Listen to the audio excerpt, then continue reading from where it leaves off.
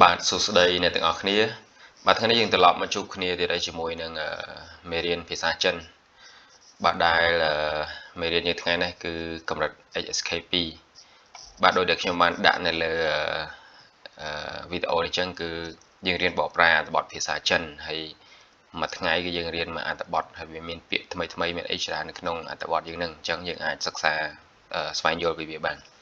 ដោយអត្ថបទយើងថ្ងៃនេះចំណងជើងវាបាទអ្នកទាំងអស់គ្នាអាចអានបានទេបាទចំណងជើងនេះបាទចំណងជើងវាគឺ我的新家我的新家បាទឥឡូវដើម្បីកុំឲ្យខាត់ពេលយូរយើងចូលទៅមើលអត្ថបទយើងទាំងអស់គ្នាហើយខ្ញុំនឹងធ្វើការប្រាប់ពីពាក្យកលឹះមួយនៃអត្ថបទរបស់យើងបាទជាមុនសិនបាទពាក្យកលឹះយើងទី1គឺ一套新房子一套新房子គឺយើងបកថាផ្ទះថ្មីមួយខ្នងបាទផ្ទះថ្មីមួយខ្នងបាទប៉ាននេះគឺយើងបកថា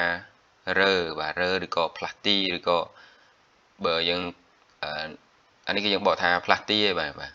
ប៉ានណាស៊ីពៀនខាងលិចកានជីងស្អាតកានជីងស្អាតណានពៀនបាទណានពៀនខាងត្បូងសិនលៀនកងយួនបាទសួនច្បារព្រៃឈើបាទកងយួននេះគឺសួនច្បារហើយសិនលៀននេះគឺព្រៃឈើណាអញ្ចឹងសួនច្បារលក្ខណៈជាព្រៃឈើចៅវៃគឺជុំវិញបាទចៅវៃជុំវិញហ្វឹងជីងគឺទេសភាពបាទទេសភាពស៊ីនសៀនគេមកថាស្រស់បាទស្រស់ថ្លាបាទខពៀនគឺមាត់ទន្លេនេះបាទតាមមាត់ទន្លេខពៀនតមកទៀតគឺតុងពៀននេះគឺខាងកើតទិសខាងកើត小学គឺថ្នាក់បឋមសិក្សាសាលាបឋមសិក្សានេះណាបាទ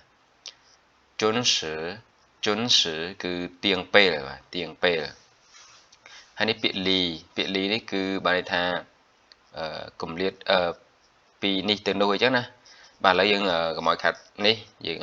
កុំឲ្យសាំញ៉ាំច្រើនយើងចូលមកអត្ថបទវាហ្មងទៅបាទអញ្ចឹង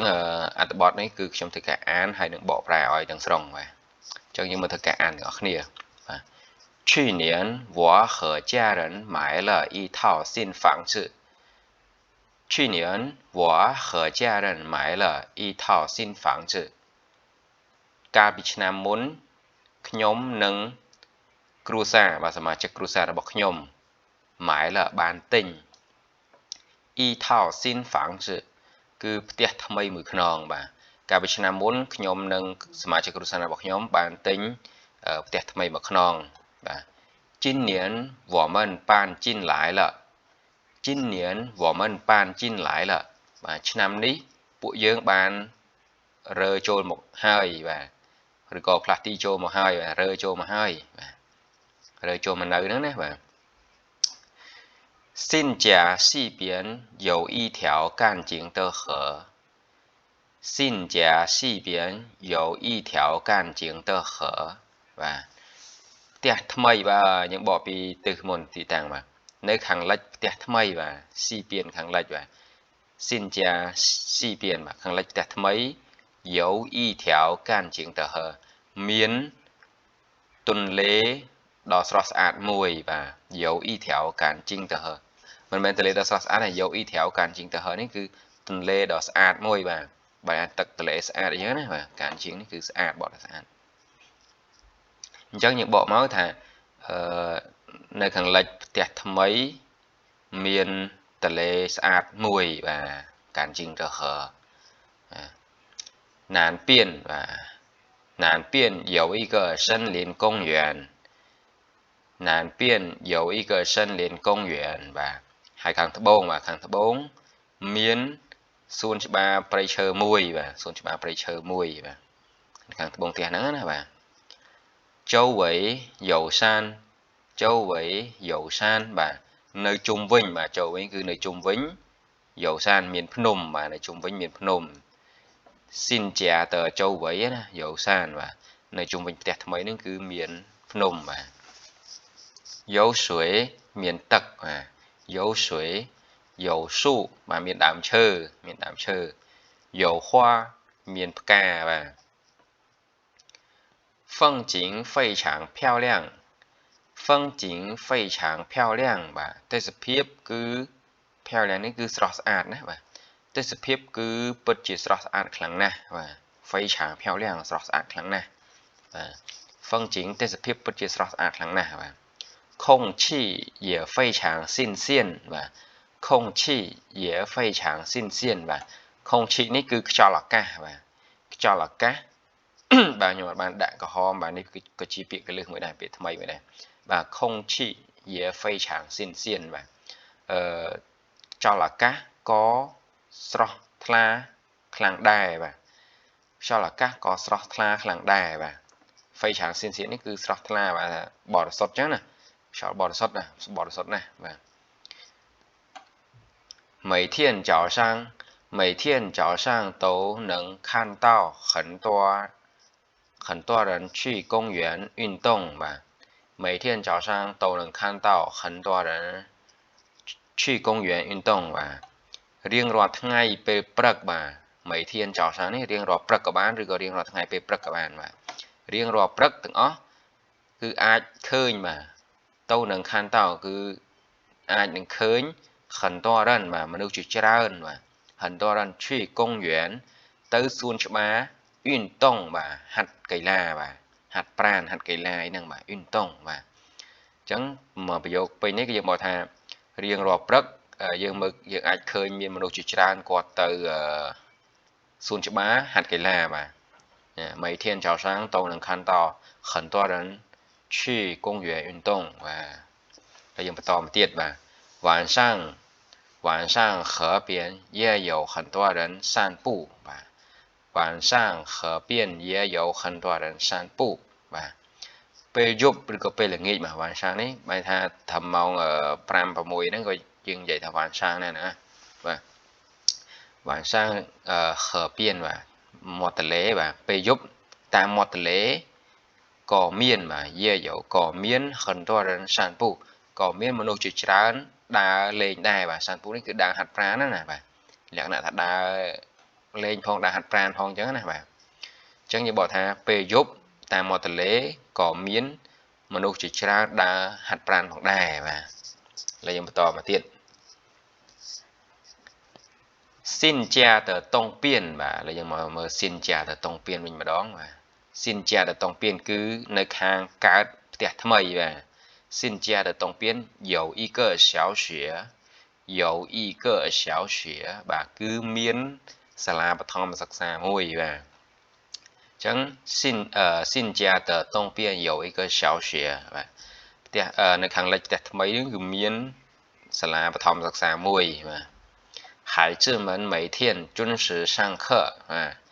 孩子们នេះគឺកូនទាំងអស់គ្នាបាទកូនទាំងអស់គ្នា每天បាទរៀងរាល់ថ្ងៃ准时上课បាទ准时上课គឺទៅរៀនទៀងទាត់ពេលវេលាបាទទៅរៀនទៀងទាត់ពេលវេលា准时上课បាទអញ្ចឹងយើងบอกថាកូនទាំងអស់គ្នារាល់ថ្ងៃយើងบอกពីរាល់ថ្ងៃមុនមកបាទរាល់ថ្ងៃកូនទាំងអស់គ្នាទៅរៀនទៀងទាត់ពេលវេលាបាទ下课以后បាទ下课以后就去公园玩下课以后就去公园玩បាទ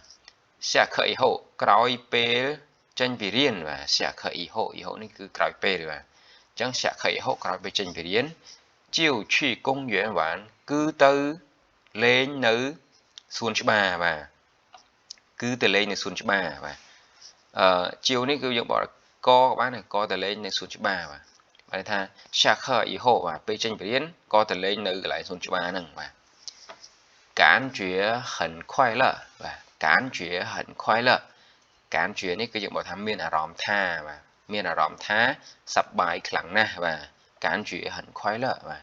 វ៉ាការជឿ很快乐ខ្ញុំមានអារម្មណ៍ថាសប្បាយណាស់បាទអញ្ចឹងមកអញ្ចឹងយើងបន្ថែមថយអីខ្លួនឯងមកណាសម្រាប់ប្រយោគទាំងអស់ហ្នឹងបាទ我的孩子就在这个学校学习我的孩子就在这个学校学习បាទកូនរបស់ខ្ញុំបាទកូនរបស់ខ្ញុំគឺបាទគឺរៀននៅក cứ chạy cho cái学校 cứ nơiសាលានឹងរៀនvàយើងបកមកគឺ